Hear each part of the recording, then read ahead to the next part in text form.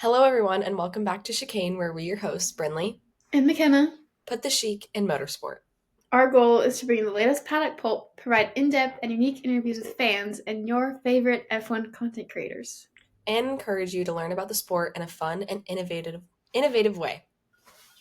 We hope you stick around and enjoy this week's episode, where I have no idea what we're going to talk about, but it's a lot. It's a lot. There's a lot of emotions. With that, let's get revving. The sad woo. Okay, so I guess we'll get into DNFs. DNF? My heart is broken. Literally, guys, 10 minutes before filming this episode, they put out the announcement that Daniel will no longer be racing in Formula One. And that's my DNF right there.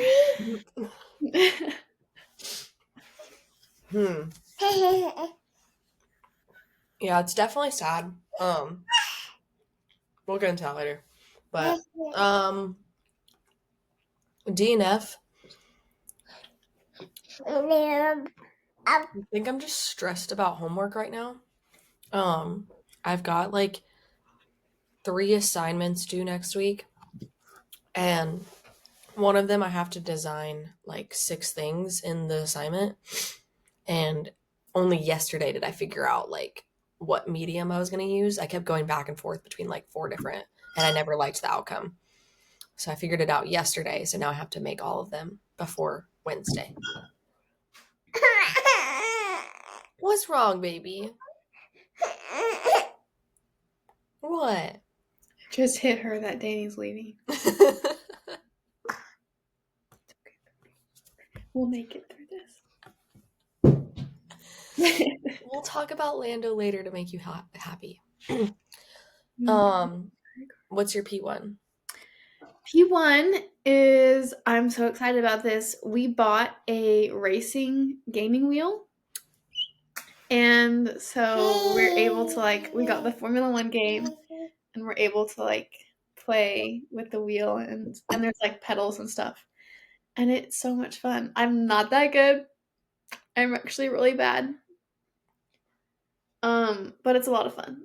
So basically what you're saying is now that we need to make another video of us trying to make the fastest laps. Well, yeah. If you guys want to see content of us gaming and racing, comment down below or whatever we post on YouTube or on Instagram, wherever this is. Comment down below if you want to see that. I want to see it, so please comment. Yeah. That's been so fun. I've never been able to I've never tried it. I've never had anybody that had a setup or anything. So I'd love to see if I could drive a car in F1. It's harder. Okay, well, the wheel has force feedback. So when you go off the grid, it literally shakes like you're going over gravel. Okay. Or it's professional. Yeah, it's pretty legit. So legitness. Yeah. Well, I will say my fall break is coming up, so maybe we can do it then. As for my P1, try to think. Oh, see this beautiful shirt right here? Grandstand Norris shirt. Yeah, so I missed out. That's another DNF. I missed out on the Silverstone Grandstand tickets. I literally slept through them. They sold out in an hour. So I will not be going to Silverstone next year, at least in Lando's section. But together, me and my friend Jalen have created a little fan project for COTA, and we're going to have Lando lawn. And on the lawn at COTA, turn 1, we'll be having a meetup on Friday, and we'll pass out friendship bracelets. I'm going to make some heart-shaped LN4 based sunglasses so that we can take pictures with them, and everybody's supposed to wear their Flow merch, Grandstand merch, or Lando Norris merch. And That's so fun. and Ellen for admin said he's gonna be there and hand out free T-shirts. So Ooh, okay. yeah. That's cool. Mm-hmm. So information is posted on Twitter, and now it's on the TikTok. So like our TikTok or whatever, not the TikTok, but Like the these. TikTok. It's on Twitter and TikTok, and then I posted like a post on a story on Instagram. So if you would like to join us, if you're going to Coda, I recommend following our community on Twitter. It's called Lando Lawn. So that's the highlight of my week so far. I'm excited. I think I'm excited that like it Jalen just like threw out the idea as a joke, and then like it actually landed, and then admin was like, okay, I'll bring a like a suitcase of grandstand teas to give out. So now we're gonna meet admin too. Maybe I'll get in the paddock. Maybe we'll get in the paddock. Who knows? You never know with these things. But yeah. Hi. I haven't seen her in forever. I haven't seen either of you in forever. What is your highlight? She loves she'll like sit on Graham's lap when he's like playing the F1 game. Mm. She loves it so much. Aw. Like sit on his lap and like pretend to drive the wheel. We need to get her in karting ASAP. We're planning on it. Let's go! When she's like 3 or so, we'll like get and build her like an actual kart where she can. I think they said their youngest would start at 5 years old, but we could probably start her like Earlier. at least learning an actual kart earlier somewhere. You know. The Verstappen project is coming true! I know. I am so excited. So basically you're saying between you and I, we're gonna have to like run her social media and design her helmets and everything. Yeah. And you marry Dave. And then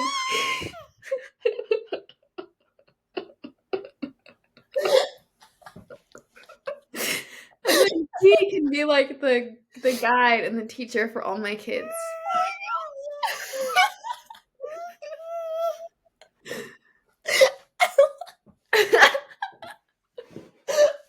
What is wrong with all of you? You and all my friends have not stopped ever since I met him, and this poor man is probably sick of me already. I love that you keep encouraging it though. I have not.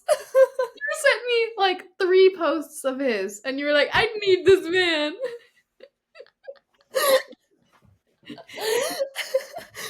I did see that TikTok where all your friends were commenting. That was so funny. Yeah, so for those that don't know, after I met David, I was like, yeah, he's cute and everything, and everybody was mad that I didn't give him my phone number, as if I had something to give him my phone number on, or I had the courage to do that. So then he posted on TikTok, apparently, which he doesn't do a lot. And every single one of my like internet friends was tagging me in his comment section, being like, Bryn, come get your man. Bryn, she saved my cat from a burning tree. Like, she's amazing. You should get her or something, like get her number. And I'm like, oh my god. They've started doing He definitely knows you exist. I don't know if that's a good thing. They've also started doing it on other people's posts. Like, if there's a post where it's like, tag your TikTok crush, or like, stuff like that, then my friends are like, Brinley's TikTok crush is David. And I'm like, guys, leave him alone. Little Dave. Not you trying to push the Uncle Dave agenda. No, the fact that literally he is Uncle Dave to Azariah. We were watching his vlog the other day from Nashville, and she was like sitting by me and like watching it. I do not usually let her have screen time, but I'll make an exception for Uncle Dave. And he was like on the screen, and I was like, Azariah, that's Uncle Dave. Oh my god. This man is gonna get like restraining order against me. It's all a joke. Yes, it's a joke. It's Okay, let's move on. um, as for this week's paddock poll, we kind of briefly touched on this. I'm prefacing by saying McKenna. Um, I wasn't shedding tears earlier. she totally wasn't shedding tears, glistening tears raining down her cheeks. No, of course not. Um, Danny Rick has been dropped officially from Red Bull. There was like some teasing of it from last week's race, but they announced it literally 10 minutes before we started recording today. And then 10 minutes later, right as we started recording, Liam Lawson was announced to drive immediately at the Austin Grand Prix and forward after that. Mm-hmm. So a lot of emotions. Your thoughts? My thoughts. It's not deserved. Mm. I'll say that. I feel like I think when you compare how Yuki was doing at the beginning of the season and how Danny was doing at the beginning of the season, yes, Danny was not performing where they could have been. But now they're pretty much equivalent. And if you look at the past couple races, like they have had some really questionable strategies for Daniel that like you can't put the blame really on his performance when you don't pit him till the last 4 laps of the race, or you pit him 3 times in a one-stop race. Like, I feel like there were other things that should have been addressed first, maybe. But yeah, I mean, it was expected.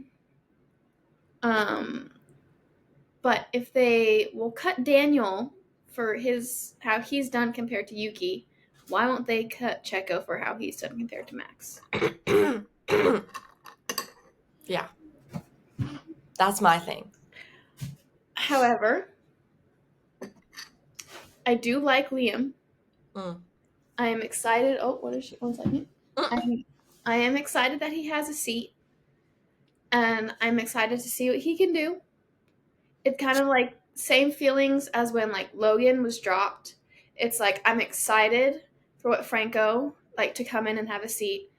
And I hope that he does really well.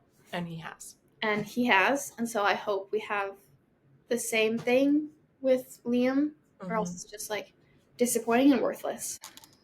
Yeah, that's what we see with Red Bull across both teams, is that they hype up this new driver or whatever, and then they race for like 8 races, and then they drop them and replace them with this new driver, and they are like, we've seen so much more, like blah blah blah, and then it's just the same pattern over and over again. We've had this happen multiple times in the past 2 years, specifically with VCarb, and I'm like, I just don't get the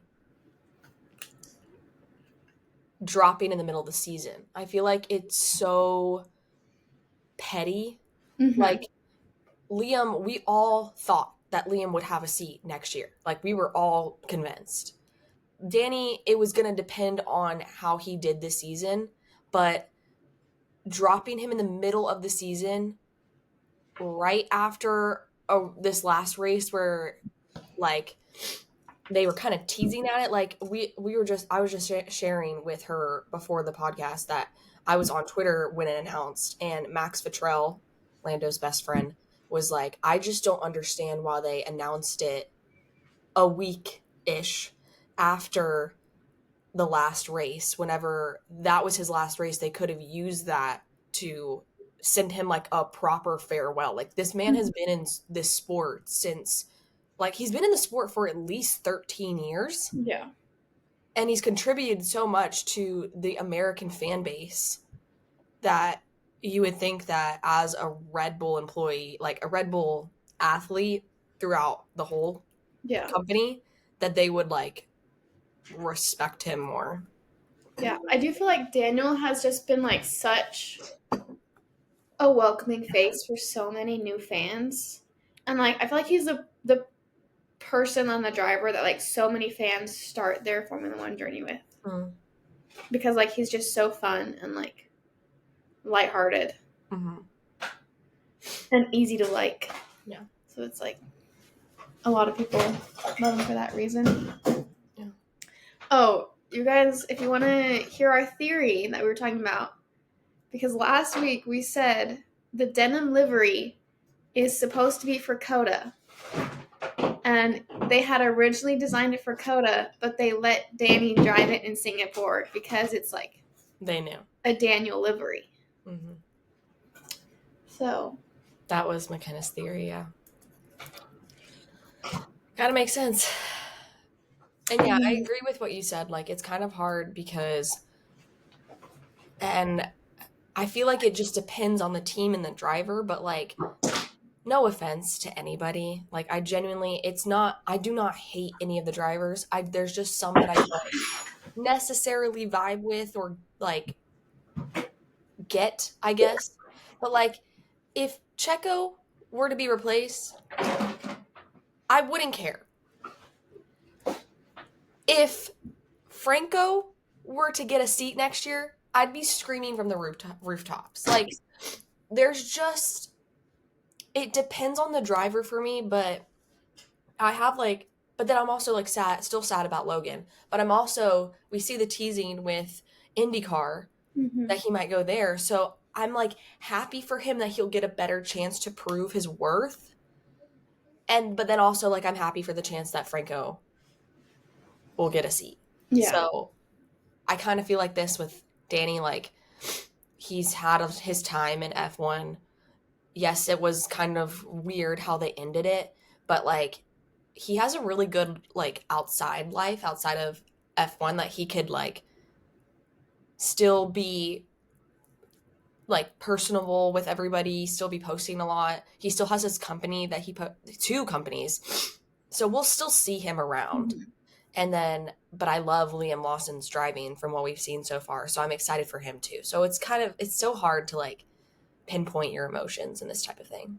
Yeah. I will say, I hope that he stays active in the F1 space. We said it before. I would love to see him in the commentary box. That's or a good like idea.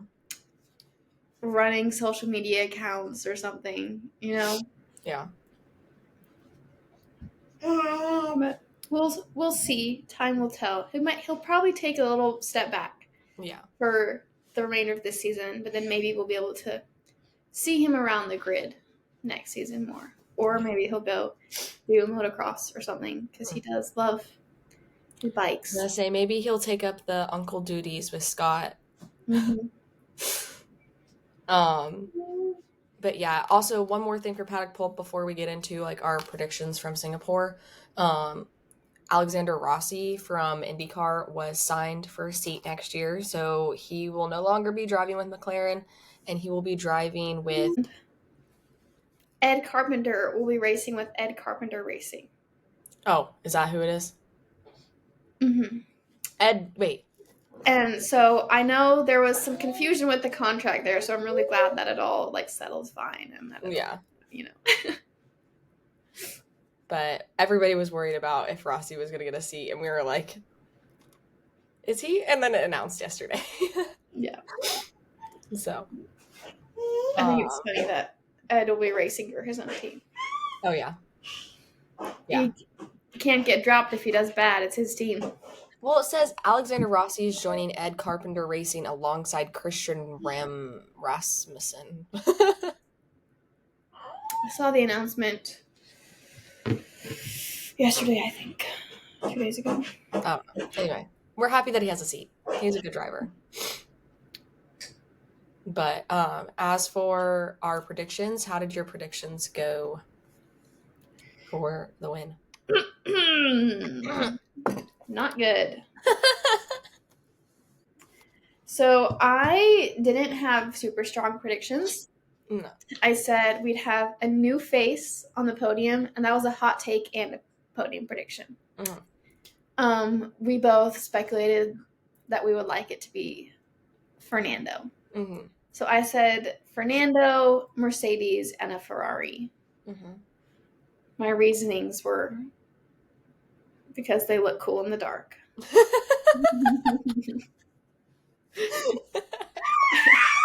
Mine was Lando, so I got that right.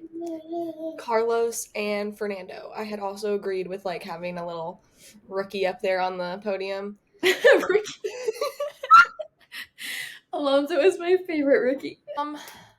Hot take for the race because we kind of went over our podiums.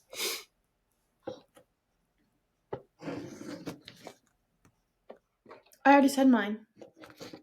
You said, oh, a new face on podium. Mine was, You there? Mine was my podium. Yeah, mine was one Red Bull in the points, and then a contract one contract for either Franco or Liam.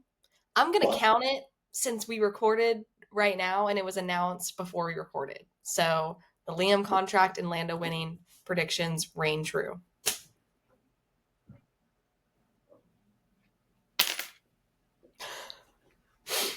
DNF predictions? All right. Huh? DNFs, I said we'd have a Haas and a Williams. I said and 3 to 4. We had. How many? Did we have any? No way! I was right. Stop. We had Magnussen and Albon DNF'd. Okay. Look at you. Feel good. I was like, man, I had really bad predictions. So I got some but right, I you got some right. Good. Together, we make a pretty good prediction team. Look at who would have thought? Who would have thunk? Mine was 3 to 4 DNFs, and I said Danny, Red Bull, Merc, and Ferrari. So I was very wrong. But I put out a big blanket. Yeah, I did put out a big blanket. But I was right for the other predictions, so we'll take it. We'll take what we can. Mm-hmm. That was good. We did all right. We got like 50%. Yeah. We got 50% each. All right. Yeah, that's true. What was your surprise of the race? Well, I'm going to be for real with you. I slept through half the race.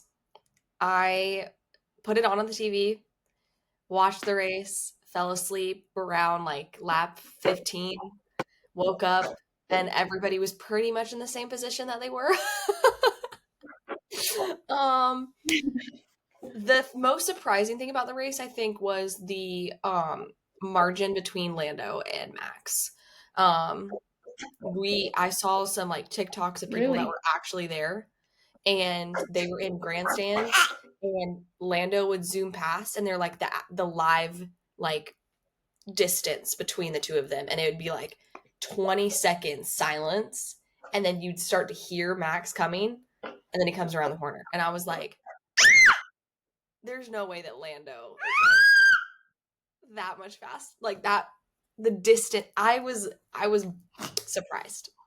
Like, I knew that the McLaren was doing good, but I just didn't realize we were like Red Bull last year good. So that was pleasantly surprising as a... Yeah, I guess that wasn't surprising to me because 2 races ago it was the same scenario. 3 races ago when Lando won. And I guess it's different because I kind of do know the feeling of like the gap when you're in real time is like feels way different than when you're on TV. So yeah, it'll be really cool. It's always really cool to experience that firsthand, and you'll get that in CODA. And then I think it's kind of surprising that we didn't have any safety cars. Yeah. The past 4 years we've been here, we've had a safety car. And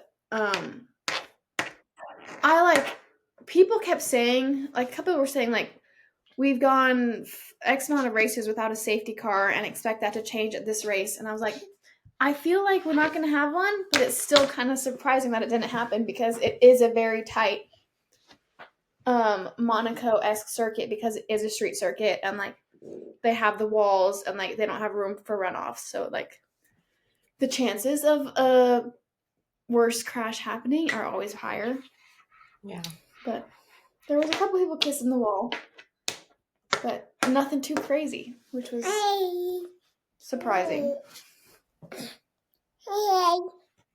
Yeah, that was one thing that the commentators were talking about. They were like so shocked because with how thin, not thin, but like how fast and closed the circuit is, like there's been crashes every year or kissing the wall. Like even Lando kissed the wall and damaged his front wing and then still won. But like, I'm Yeah. very surprised that there was no safety car either. But, um, Yeah. It definitely would have been interesting to see if we could have gotten a safety car in like the last 10 laps mm, to kind of bunch everyone back up. A little fun race to the end would have been cool, but yes, that's there's another plenty more thing. action to come for the season. That's So, another thing. Lando lapped half the grid. He lapped the last 10 drivers on the grid. That's crazy. Okay. Best pit stop of the race was McLaren at 2.11 seconds. And then, as a final woo for Danny Rick, he set the fastest lap of the race and set a new record for the circuit in like as a whole with 1 minute 34.486 seconds. Crazy. I love it when they set like new records at the track. Like that's just so cool to me. Like in live and the time that we're watching, that's crazy. Yeah. Driver of the I day hope it was stays for. oh yeah. Yeah, I hope it does too. I mean, the last one was 2022? 2020? The last 23 was last Oh, it year by was last year? Hamilton. Oh, okay. Yeah, Yeah. interesting. Driver of the day was Danny Rick for that. And I think also everybody kind of felt like that might be his last race, so they wanted to give him a farewell. So. Yeah. Yeah, they had been talking about it all week, and for a couple weeks now, it's kind of been rumored. Yeah. So everyone was like, if this was really his last race, we're going to give him driver of the day. Excuse me. And he said he did an interview and he was like, usually, like, people don't pay attention to driver of the day and stuff, but this one means a lot. And, like, this one counts. And so that was really sweet. That is sweet. That was another thing about the race is that so the night before I was at a wedding and I was so tired. I hadn't got any sleep the whole weekend. So I decided to like I talked to my mom and I was like, "Can we sleep in tomorrow and then watch the race later together?" And she was like, "Yeah, I'm fine with that." And then I woke up at 5 a.m. because I woke up at 5 a.m. on accident and then I couldn't go back to sleep for a couple of different reasons. And I was like, well, since I'm already up, I'll just watch the race. But genius Brinley over here was like, she agreed to not watch it later. She wanted to sleep in. So I'm just going to let her sleep. But then I also walked into her room and I was going to wake her up, but she was like snoring. And I was like, okay, I'm not going to wake her up. I'll just go downstairs, watch the race, and then I'll watch it later with her. I have never seen that woman so mad. She woke up at 7:30 and she was like, she wouldn't talk to me for 30 minutes and was like, I would never do that to you. I would never tell you the night before that we were gonna watch the race together, then get up without you, not wake you up, and then go and watch the race without you. She's like, I just would never do that. And I can't believe you did. I felt so bad. But I was like, she's scary to wake up in the morning. So I was like, I could either get yelled at when I first wake up and probably cry, or I could get yelled at later when I'm more awake. So I took the other one. But I ended up watching it with her again. I'm so confused as to how you watched it at 5 a.m. Didn't it start at 7 a.m.? No, I woke up at 5, and so I just started watching it whenever it came on. I put on other TV until then. Oh, I was like, you're Like, in please early don't. access. No. But I had tried to go back to I sleep. was watching. I think it's funny how literally in our last episode you were putting your podium predictions and you were like, well, Lando was gonna win because he has a custom race helmet. And what did I say? And he won. He won. He won with that customized helmet, guys. I'm telling you, I know this driver. Yeah. He won. He also won from pole, so ha ha ha ha ha to all the haters. Oh yeah. I was like, surprising the race, Lando keeping the lead off of pole. Hate to be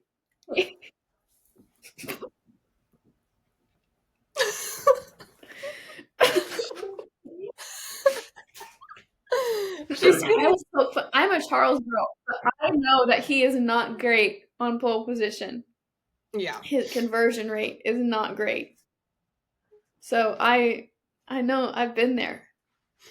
Yeah, no, I can And I accept will it. also poke fun at that. I can accept it, and he did good this race. Yeah, I don't really have anything else to add. I've said my piece about Danny. Yeah.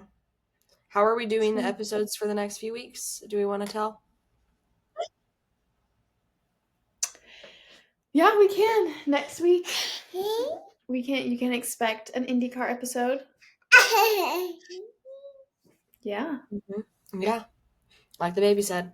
So I know we've been talking about it in here for a while, but it will actually happen next week. So if you've been wanting to learn about IndyCar, tune in next week. Let's go. I'm excited. Yeah.